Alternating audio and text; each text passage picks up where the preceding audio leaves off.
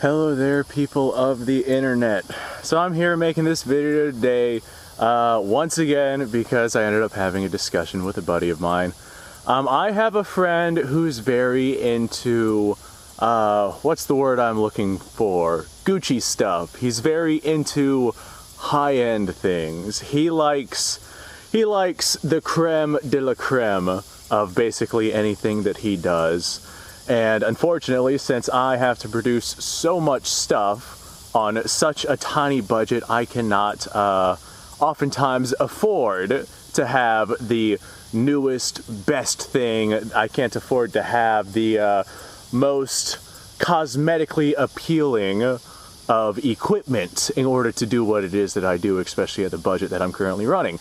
And he saw this right here not too terribly long ago. This right here is just a sling that I've had laying around forever. I use this one right here like as my primary sling for my rifles that don't have a designated sling on them, just because I can quickly attach and detach just with the way that the clips are on this thing. This sling is obviously a little customized. It's torn up, it's falling apart, but it does work, and it's a hell of a lot better than having no sling.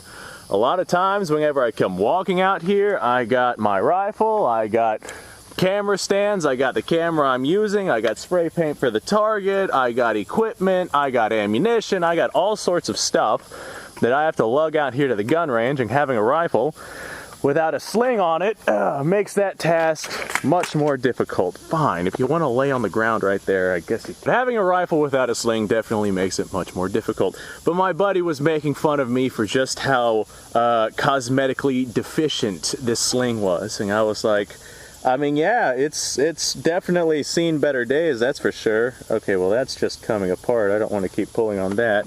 Where's my knife? I always have a knife with me, except for this one instance by the looks of it.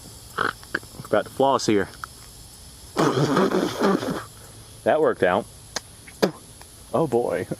But he was making fun of me because of how cosmetically deficient this sling was. And my practical application was, hey, I mean, it works, it gets the job done, it lets me do what it is that I'm wanting to do. So despite the fact that it's not exactly the prettiest sling in the world, it does its job. And I mean, I don't know how long ago I picked this thing up, but I think I paid like $4 for this thing off of the internet somewhere. I definitely got my money's worth from it, and just over time it has completely fallen apart, and I've like cut it and trimmed it and done all sorts of stuff to keep it going. And I mean, it's still running strong, it's still a sling, and it's holding up my rifle. The elastic in it is still pretty decent too, so yeah. I mean, it's still going. But yeah, he was making fun of my sling, and my point is that if it works, it doesn't really matter what it looks like, especially if you're using it for practical applications on equipment. Now, if you're looking for, you know, something specifically for cosmetic reasons, then maybe something like that would not be a good go-to. Like if you're wanting to, oh, I don't know, reenact the age-appropriate attire of like a World War II GI, then there would definitely not be something to have with you. Speaking of old equipment, I didn't even plan this transition, but look what I have right here. I actually ended up picking up this thing at my local gun store for a couple of bucks. They had it in the back, and it was just in a pile of miscellaneous crap that they had laying around.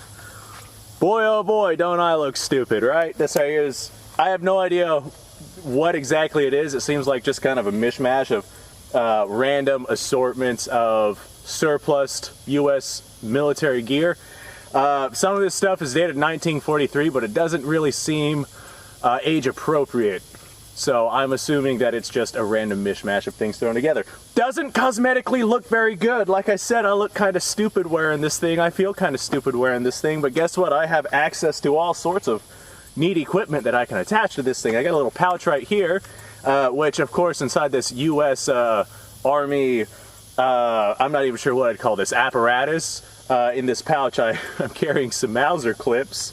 I'm sure that I could cram some M1 clips in this thing, but I have Mauser clips in that thing. On this end, I have a couple of 1911 magazine pouches with some loaded 1911 magazines, so Yeah, I mean, it's practical. It works. If I'm out doing whatever the hell I'm doing with a 1911, hey, guess what? I have some 1911 magazines available to me. And actually, I didn't even put this together, but this right here just so happens to be 7.62 NATO ammunition, which is exactly what this Ishapore rifle fires. So we'll have to go ahead and launch some rounds through that thing. And anyone that can tell me what the hell this actually is, I would definitely appreciate it. This is what it looks like. I could stick all, like, I have all sorts of attachments for this belt that I could throw onto this thing, and I could really set it up to be something extremely practical, even though it doesn't look all that good with the attire that I'm wearing. I'm wearing modern attire and something from 1943, but it does work. It definitely works. I actually have some really interesting ideas that I'll probably do with this thing later down the road, but that's down the road. This is today. Here's another one that I catch a lot of heat for. I have my Volunteer Enterprises 45 ACP Thompson M1A1 lookalike. This is just a closed bolt carbine, straight blowback, but I had no front sight, so I went ahead and I made my own. This is just a hose clamp with a nail on it. And hey, it is the ugliest monstrosity and worst case of bubbing I've ever seen on a firearm. But guess what? Now I have a means to aim down my sights, so I can just aim through my rear sight and match up with that horrid makeshift front sight, get a good sight picture, and actually put rounds on target. So if it works, then it's not stupid. Now that being said, I'm going to go ahead and run some rounds through this thing, and I'm going to completely counteract what I just said, because this gun right here does not always work, meaning the functionality of this gun is sketchy at best. Anyone who's ever used one of these knows that they're already sketchy. And the magazine, this right here is just a surplus M3 grease gun mag. This right here is so sketchy. It is so worn. It has definitely seen its fair use, but it is so worn out that I can actually pull the magazine out of the mag well without even pressing the magazine release. Magazine release is right here on the side of the gun. You press that button in and the magazine drops out. Well, this magazine is nice and fitted, right? It just comes right out. I mean, it takes a little bit of force, like it's not just gonna fall out, but it takes, I mean, I can pull it out, and it's well worn, well beat up, well bent up, and it doesn't feed all that reliably. So I know I'm saying if it works, then it doesn't matter, and the gun, you know, in this particular case might not work. I'm just bringing that up so I don't embarrass myself. I've only got 5 rounds of 45 ACP loaded into this thing. I'm going to go ahead and fire them at the steel target, and I'm going to use that horrible makeshift front sight that everybody consistently screams at me for, and I mean, it works. Anytime I break this out, I am laughed at. This gun does not go to public ranges. Also, whenever I use this thing, is a lot of times I'll, instead of holding up here on the handguard where I typically would hold this type of firearm, I hold on the magazine so I can physically hold it up into the gun and get some more reliable feeding. So whenever you see me holding this like this, a lot of times people will tell me like, what the hell are you doing, dude? That's not how you hold a Thompson. I know, I'm very well aware, but I have to do this because this magazine is just way too on the worn out side. Okay, well, here we go.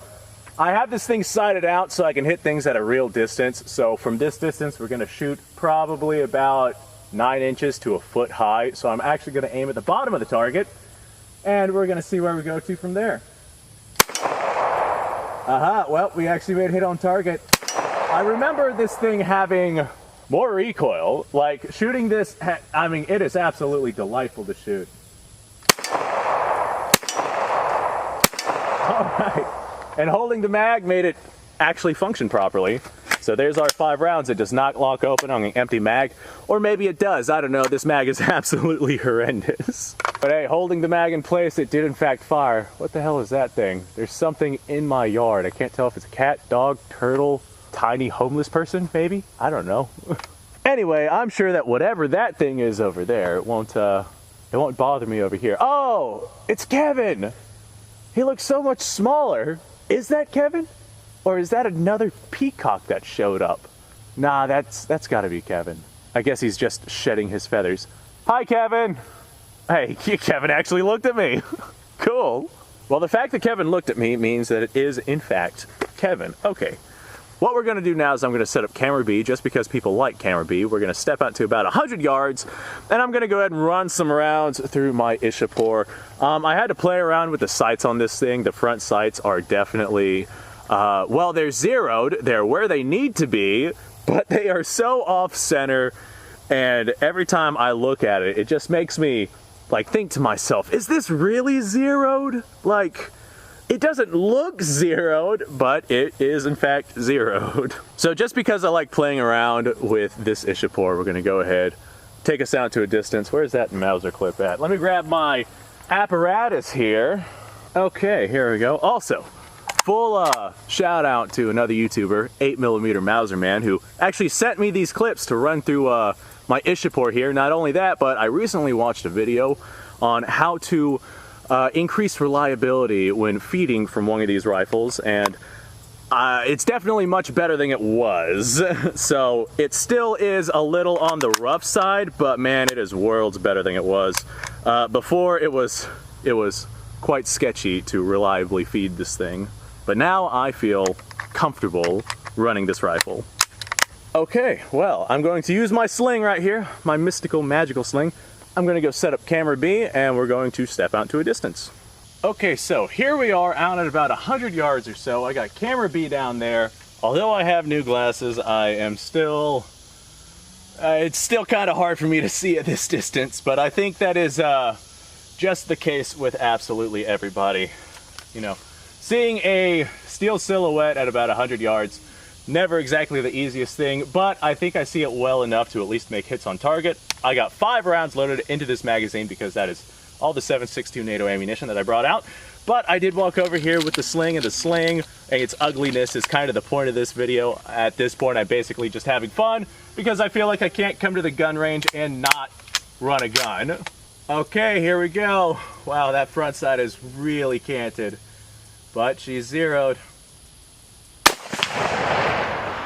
That round felt weird.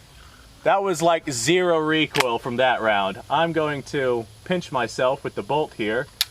Let me pull this out. Let me make sure that I have a clear chamber. I saw smoke down there, so I'm pretty sure that I launched a projectile. But that round just felt strange. Do we have... Alright, well, we got a clear chamber. And we got a pinched thumb. That's delightful. Now, this is military surplus ammunition that I'm rocking here. So... some of them are going to be a little sketchy. That is surplused by the military, so maybe that was just a round that was unreliable. There we go. That round felt more normal. I'm not sure where I hit, but at least it felt normal. There we go. Okay, I think I found my target. All right, baby. Come on. Don't be like that. Yep, I found my target. I can hear the steel smacking in the background. Okay, that was fun. I'm glad that I came out here to do this. That one round was a little on the sketchy side. That was an interesting experience. All right, folks. I hope that I at least got my point across. Just because it's ugly, all that matters is that it works. Also, I've decided I'm going to go pick up like some neon green spray paint or like some bright pink spray paint or something like that. My steel silhouette down there, all I had left was white paint, so I painted it with white paint. And it's against a white car. I really had some trouble seeing it down there. Anyway, folks, thanks for watching. If you like this kind of stuff, subscribe to the channel because I do this kind of stuff all the time. If you like the video, do me a favor and actually like the video. Down in the description below, you can find a link to all sorts of different stuff, including Patreon, Discord, social medias, second channel, etc., etc. That being said, I'm just gonna say, hey, thanks for watching. I don't really know what else to say on this video. The main point is if you have something and it's ugly or not something that you like, but it works, then hey, by all means, it is way better than having something that looks good that doesn't work. Like, for example, I much rather have the ugliest gun on the world, or in the world, a High Point C9. boy, I'd rather have one of those that actually functioned than like a Glock that had a cracked slide and you couldn't use. So just because it's ugly, as long as it works, that's what really matters. Anyway, I am, what am I gonna do? I feel like running more rounds downrange. So I guess I'm gonna go do that. You guys go have a fantastic day, and once again, thanks for watching.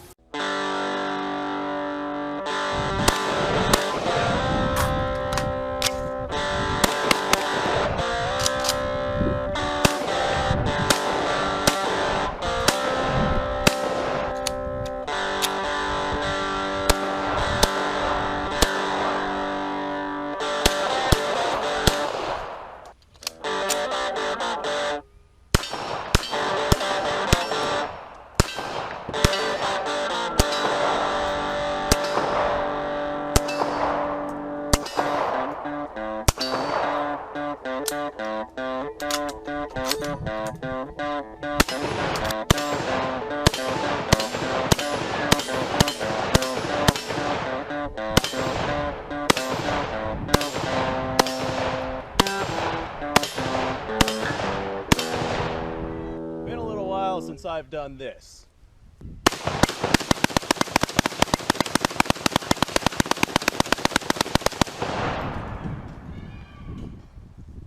Bonnie and Clyde be damned. The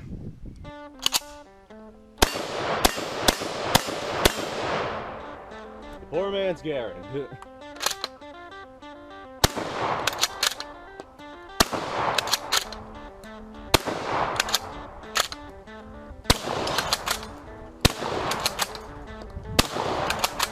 It's a shame that bolt-action shotguns aren't more mainstream.